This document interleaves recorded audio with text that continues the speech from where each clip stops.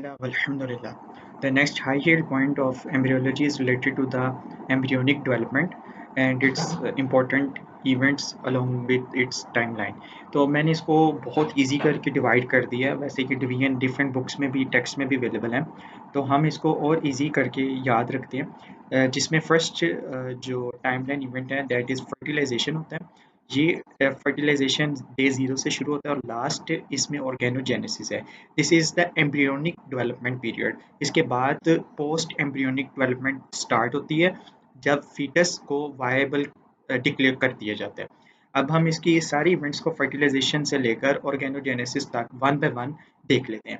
First event fertilisation है जो कि फ्यूजन ऑफ स्पर्म और एग को कहते हैं। इसी फ्यूजन से इसका वर्ड फर्टिलाइज निकला है और इसी से आगे जाइगोट बनता है। जाइगोट के बनने के बाद डे 1 से डे 3 यानी फर्स्ट वीक के अंदर ही उसकी क्लीवेज होती है और उसकी माइटोटिक डिवीजन होती है और एक 16 to 34 stage solid ball of cell बनता है जिसको मोर्यूला बोलते हैं। Here is the morula. इस मोर्यूला से आगे फिर न्यू फॉर्मेशन होती है जो कि ब्लास्टुलेशन कहलाती है। ये स्टेज डे 4 से शुरू होती है और डे 6 तक एग्जिस्ट करती है। इसमें एक फ्लूइड फील्ड कैविटी बनती है जिसको ब्लास्टोसील कहते हैं।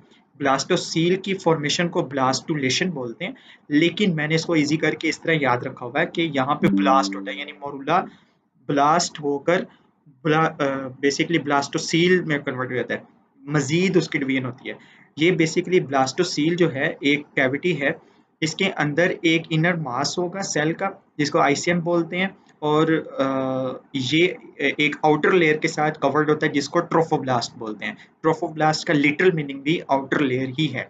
इसके बाद नेक्स्ट स्टेज स्टार्ट होती है इम्प्लांटेशन। इम्प्लांटेशन का लिटरल मीनिंग ये है कि ब्लास्टोसील अब इम्प्लांट होगी इनसाइड द यूट्रस, यूट्रस की वाल के साथ। इस दौरान यूट्राइन वाल के साथ एम्बेड होना एक कनेक्शन बनेगा दरमियान में जिसको प्लेसेंटा कहा जाता है। अब इस प्लेसेंटा की फॉर्मेशन के साथ साथ मैटरनल ब्लड सप्लाई भी फीटस को पहुंचती है और एक कनेक्शन बन जाता है। और इसी दौरान ब्लास्टोसील आगे डिफरेंट और लेयर्स में कन्वर्ट होता है जिसको हम बेसिकली टू डिस्क लेयर भी बोलते हैं जिसमें एपिब्लास्ट और हाइपोब्लास्ट होते हैं। इसके बाद आती है नेक्स्ट स्टेज गास्ट्रुलेशन स्टेज।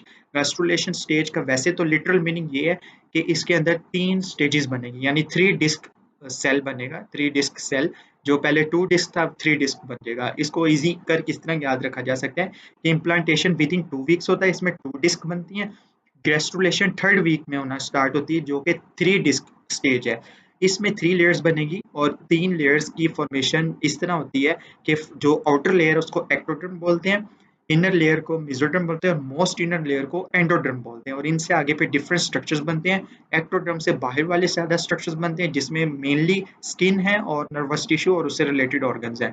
इसके अलावा मेसोडर्म से अंदर वाले ज्यादा स्ट्रक्चर बनते हैं जिसमें सर्कुलेटरी ज्यादा इंपॉर्टेंट है और मस्कुलोस्केलेटल सिस्टम मोस्टली इससे बनता है। जबकि एंडोडर्म और मेसोडर्म मिलकर एक्सक्रीटरी और जेनिटल सिस्टम के कुछ हिस्से बनाते हैं। एंडोडर्म से स्पेशली जो चीज़ें बनती हैं वो डाइजेस्टिव सिस्टम से में इंक्लूड है और रेस्पिरेटरी सिस्टम में इंक्लूड होती हैं।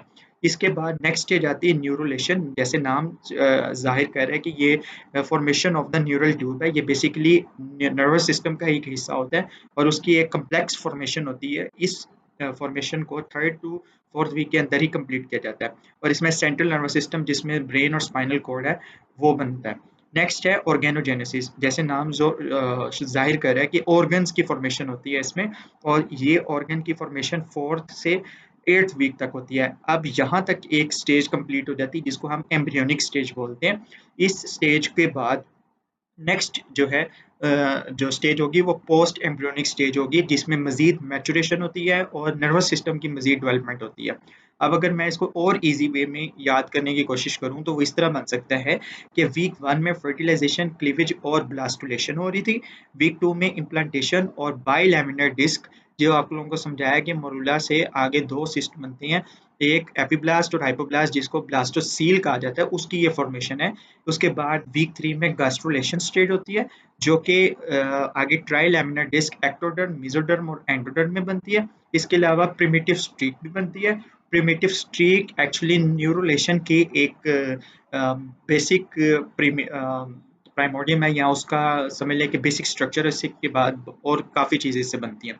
इसके बाद वीक 4 आता है जिसमें न्यूरोलेशन है, नोटोकॉर्ड से स्पाइनल कॉर्ड मोस्टली बनती है, और इसके अलावा early development of heart and blood vessel है। वीक 4 को आप इस तरह याद रख लें कि ये मोस्ट वाइटल ऑर्गन्स के लिए इंपॉर्टेंट है, जिसमें ब्रेन और ब्लड यानी हार्ट इंपॉर्टेंट है। इसके बाद ऑर्गेनोजेनेसिस स्टार्ट हो जाती है 5 से 8 तक, जिसमें हार्ट स्टार्ट हो जाता है, हार्ट बीटिंग स्टार्ट हो जाती है, डेवलपमेंट ऑफ सेंसरी ऑर्गन्स जिसमें ईयर, नोज और आइज शामिल हैं, लिम्बाइट्स बनना शुरू होते हैं। पोस्ट एम्ब्रियोनिक पीरियड जिसको फीटल पीरियड बोलते हैं, वो वीक 9 के बाद स्टार्ट होता है, जिसमें मैच्योरेशन होती है और आगे सारी चीज़ें स्टार्ट होती है, और इस तरीके से हमारी जो प्रॉपर एम्ब्रियोलॉजी है वो यहाँ तक कवर होती है।